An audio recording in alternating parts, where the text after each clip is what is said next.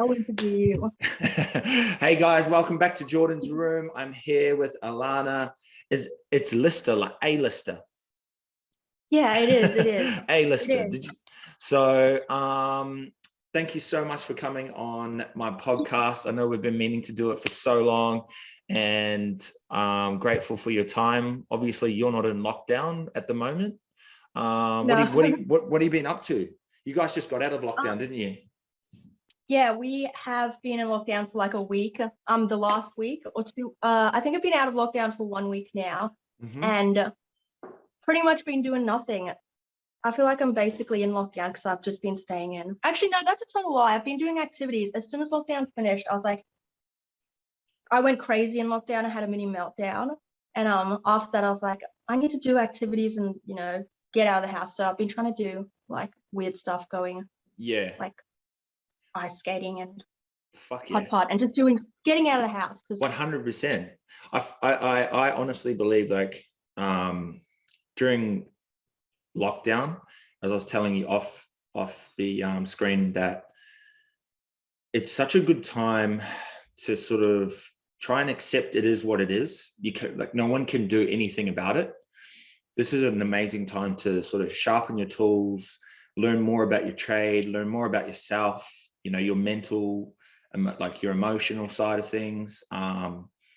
Try new things, learn different languages. You know what I mean? If I can do yoga, exactly. So I know that a lot of people are so stressed because of the monetary side of things, but it gives you really, I don't know if you agree on this, which is sweet if you don't, but I think it just gives you the opportunity to slow down and try and look within, as weird as that sounds. But you're totally right. It's hard though. It's easier said than done. How was your whole lockdown? Break. Well, like you said, you get a big break and you don't have to, well, if you're working from home, you work from home, but you get to kind of sharpen your skills and do all that. But when I first went into lockdown, I did a lot of crash course YouTubes, and I used that time to kind of study and learn stuff. So I know some people are in really bad situations, like you said, and maybe locked up with people they don't want to be, but taking the time to kind of learn new things and do stuff is the only way to do it. Otherwise, what are we doing? Just stuck in like our house. Exactly. And then I feel like once you get out, you're sort of like, oh shit, you still have sort of issues that you might have been dealing with mentally, or so I think if people can take a step back, as I said, easier said than done, because some people have children that they're not able to see, and they're not allowed to, they can't afford to pay for certain things. So that's the shit side of this whole lockdown. But yeah, if you have the opportunity to slow things down, I'd say give that a shot. You said you had a mini breakdown. This is so bad because I wasn't even in lockdown for that long, because Gold Coast has not been in like a lot of lockdowns, but because I'm living by myself, the week that I had the lockdown, it was like a 6-day lockdown. By the end of it, I was kind of going a little bit crazy and just like calling everyone I knew. And I don't know, I really, really feel bad now for people that are stuck in lockdown, because I've been in 3 lockdowns now, and it's never really been that bad for me. But yeah, this last one, I don't know, just being by myself, because it's the first time I've lived by myself. Just loneliness and not having social connection and talking, because usually if I'm teaching, I go to school every day and I talk to like kids and parents and teachers, and when I get home, I'm like, nobody talk to me, leave me alone, I want to be in my room by myself, I need to just reset. But then when you're in lockdown all the time and you're by yourself, I'm like, I actually need social connection. I just speak to people, and physical like touch. You realize that you miss that. So yeah, by the end of that lockdown, I was like, had a freak out. But yeah, it puts it into perspective more for me now. Because are you okay now? You all good? Yeah, I'm good now.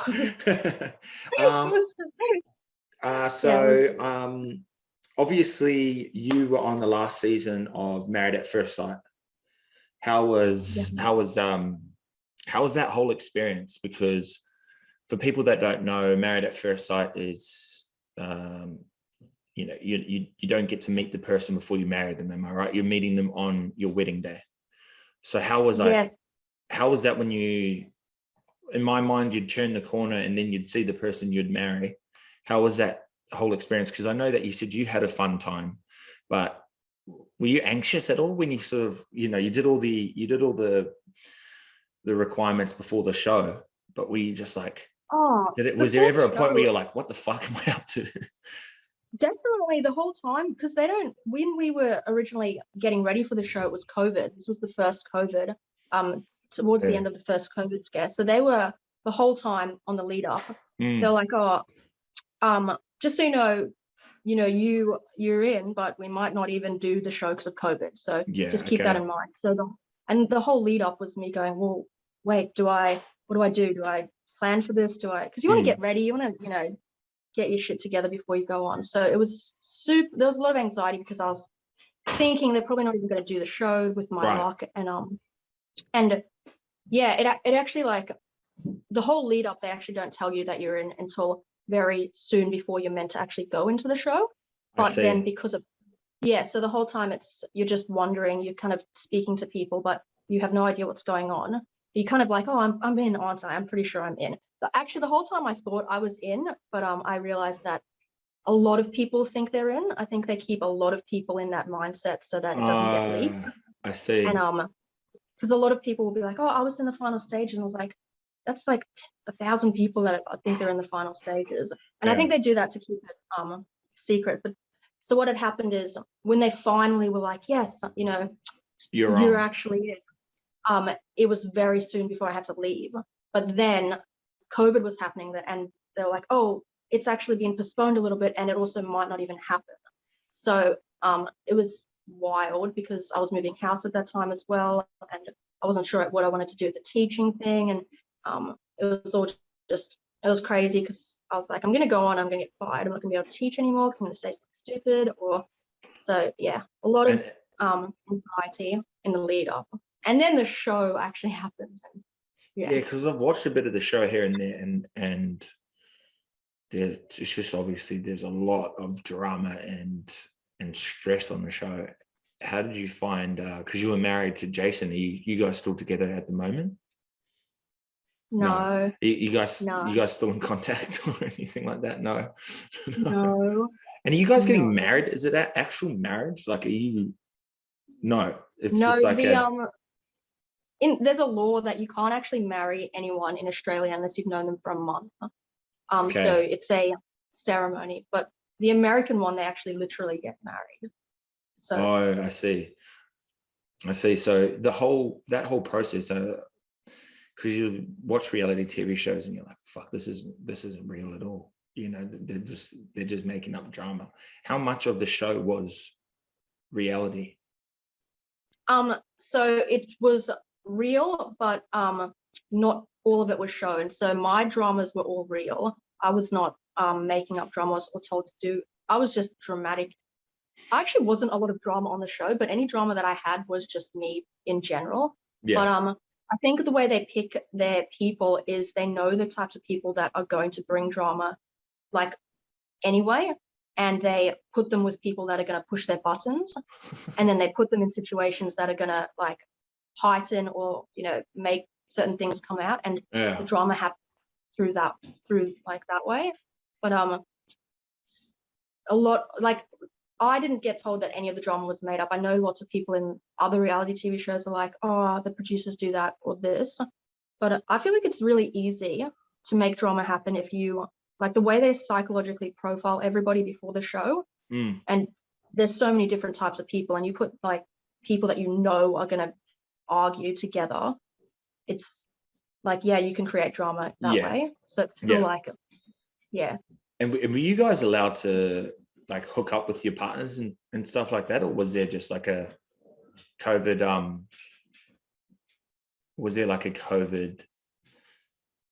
situation where you couldn't? Well, because a lot of people so this was different from the previous years. A lot of people had to go into Sydney and do quarantine. So some people, I think Melbourne was really breaking out at that time, and like all the news articles were like, oh, no one from Melbourne will be in MAFS because Melbourne's in lockdown. But there's actually more Melbourne people than anyone. but they all went into quarantine for weeks before the show.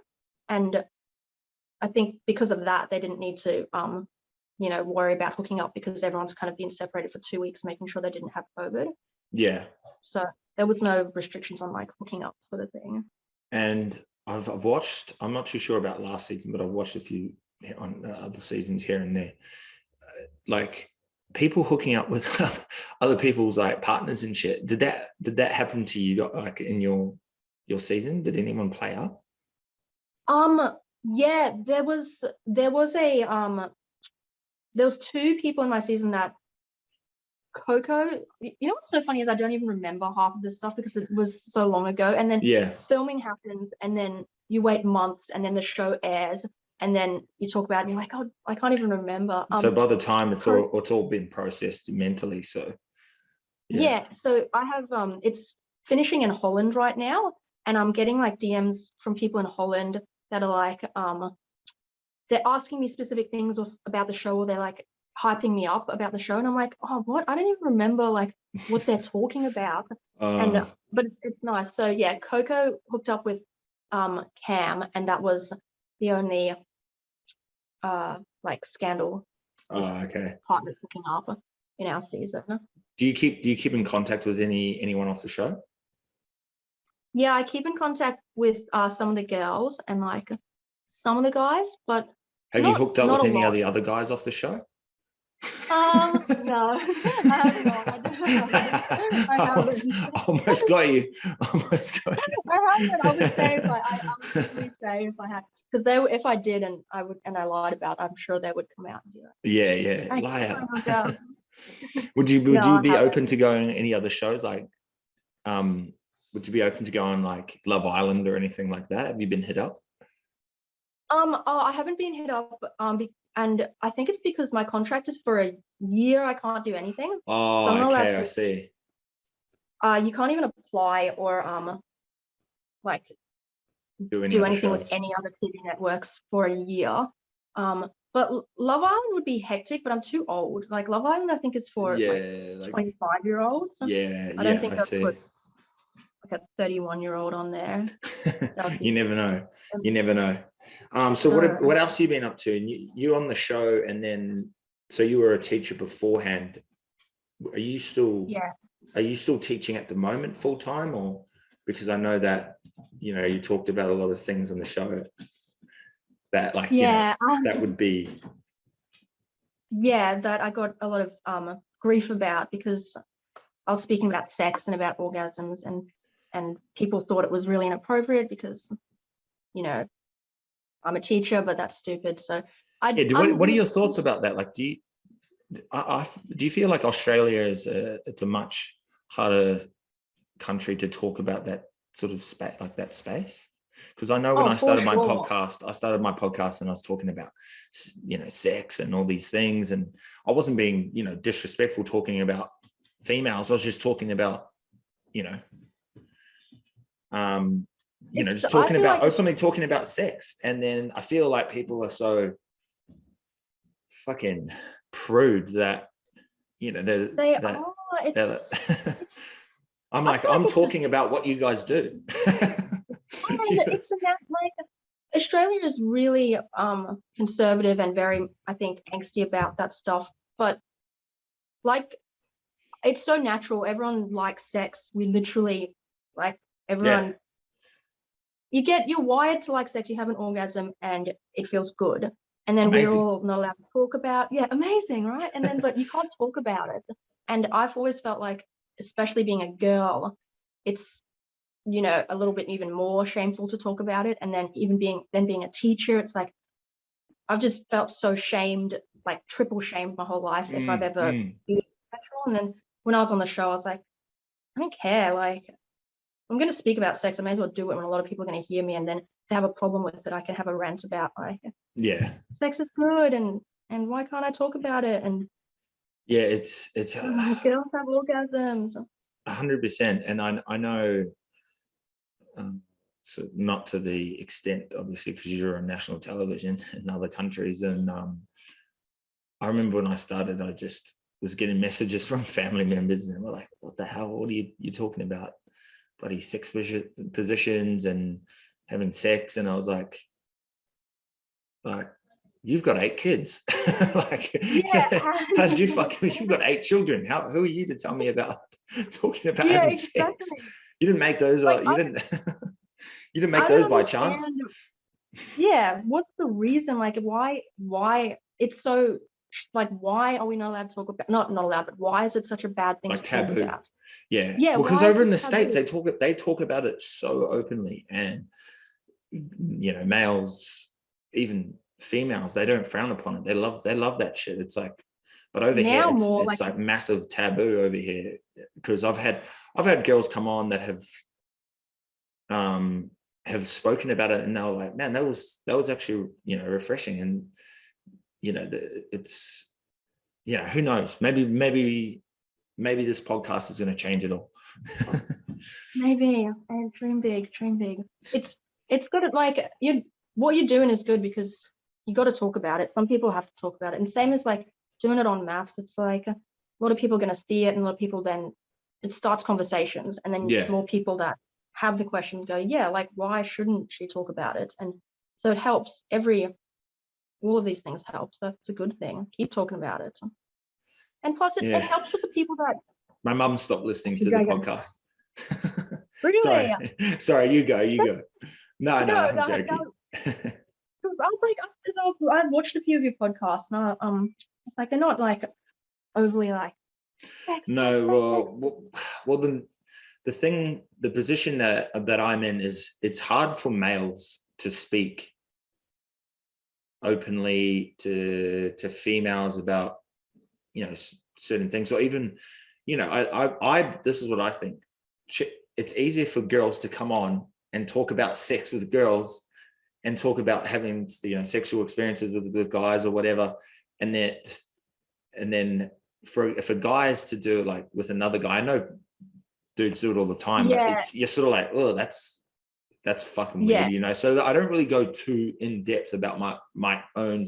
Or if I do, then I'm not bringing someone into it. I'm not like, oh yeah, I had sex with this chick, and you know, there's maybe certain experiences and stuff, but fuck it, it is what it is. Everyone does it. So you're right. It is harder for guys, because the stigma is when guys are talking about it, because for so long it's been like what they do, and everyone looks at it going like, oh, they're just like talking about sex. But when girls do it, they're like, yeah, how's the girls are doing it? But it's a weird situation, but I find it cool for a guy and a girl's, like, because obviously different perspectives. But yeah, so you're not teaching full time anymore. You were talking about yourself starting like your OnlyFans. Tell us about that. OnlyFans is good. OnlyFans is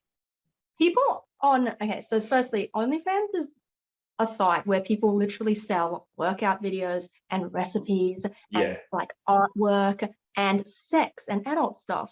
But it's got this like massive stigma about it, that it's just prostitutes. When they are prostitutes, they're sex workers on it, but it's the way of the future. Everybody has something about them that they can sell and market, 100. And everyone will be on a platform like Patreon or OnlyFans in the future, selling what their specialty. So it's again like one of the things that's taboo now, but you know, when you look back on it, it'd be like, yeah, everyone was on it. So anyway, I got on it. I started, and I was like, I had the bikini pics. I did like a photo shoot, and I had all these bikini photos, and like I was doing some sexy poses, and I was already getting a lot of hate on Insta for just posting random stuff, because everyone's like, that's so inappropriate, you're a teacher. And anyway, I was like, you know what, I'm gonna sell these bikini photos. And I posted something on my story, and a lot of dudes were like, I'll buy those bikini photos. I was like, well, actually, I will sell them. And then that's like kind of what pushed me over the edge to start it. But it's been like great. Like, it's a great platform.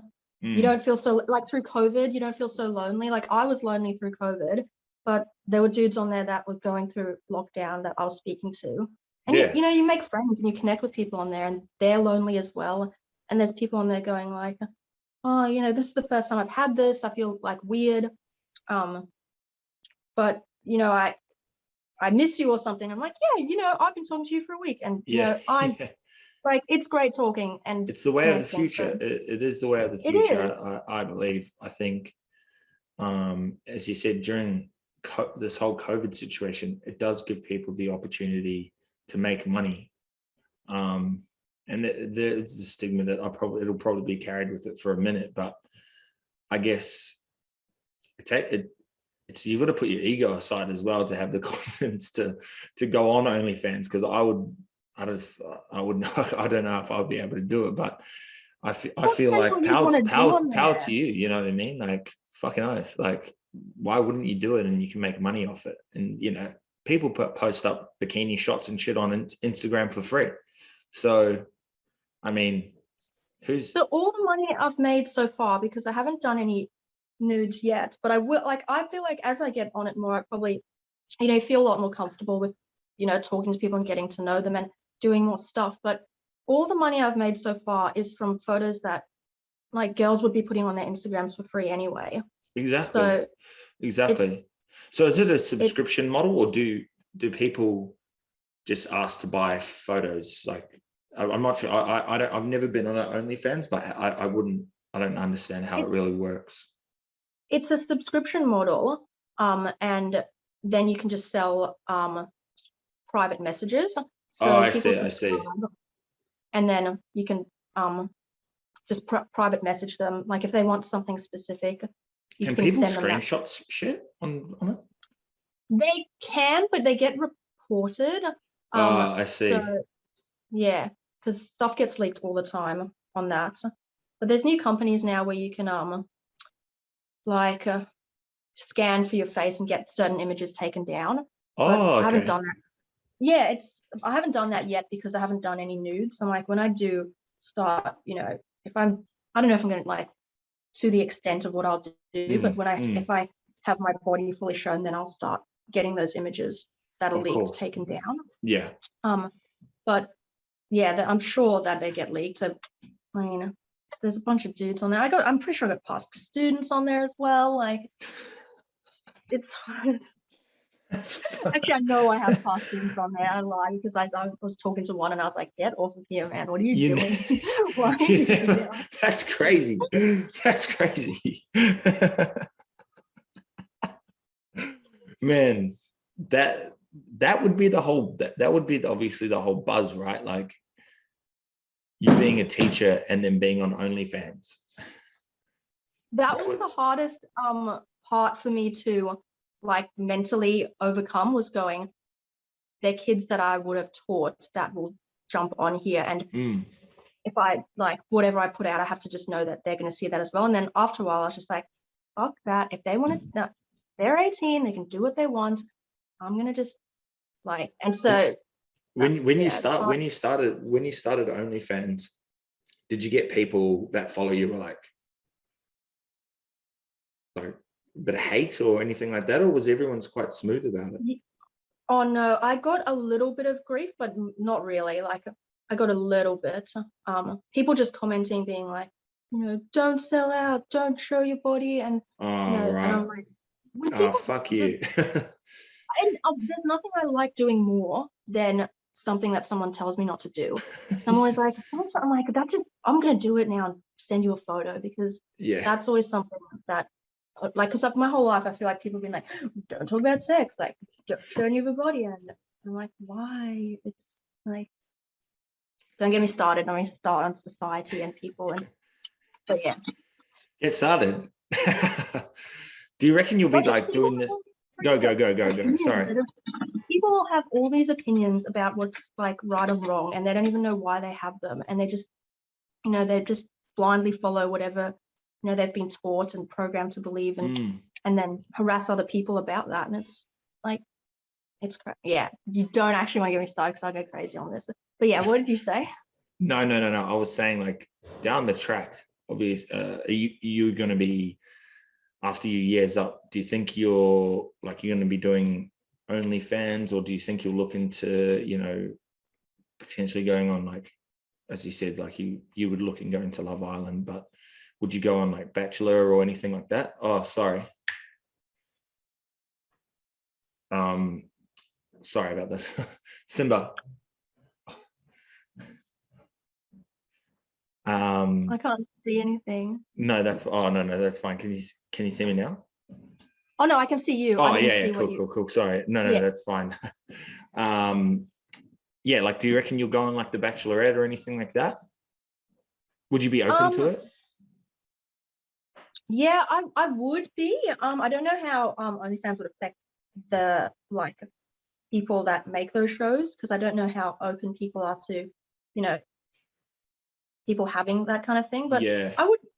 I would do it, because as I was saying to you before, you learn a lot about yourself from doing those shows, and they're fun to do, and What you about can possibly find love. with OnlyFans, right? Have you found it harder to meet someone?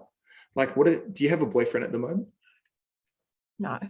No, so no boyfriend. So what if you started No. dating a guy and he was like, he doesn't like the OnlyFans situation? How are you going to deal with that? Because I know a few girls that have OnlyFans that have found it hard to stay with someone, or or even meet the right person that potentially might be like pushed away because of the OnlyFans situation. Okay, so I have thought about this, and I do have like a whole plan in my head for this kind of thing. What's your plan? What's your plan? Firstly, I feel like if I was dating someone before OnlyFans, they would be less likely to be okay with it. But I feel like any guy that I probably attract to now will be a guy that would be okay with it in general. I feel like if I was dating them for a while and they started to become not okay with it, I'm the type of person that would probably like, if it was the right guy, I would be like, yeah, well, if it's that much of a big deal, I can see why it would be a big deal, and I would stop it. But I would need to have made certain like milestones, or like got certain things that I wanted to from the process, because obviously now I'm not going to go back to teaching, so I want to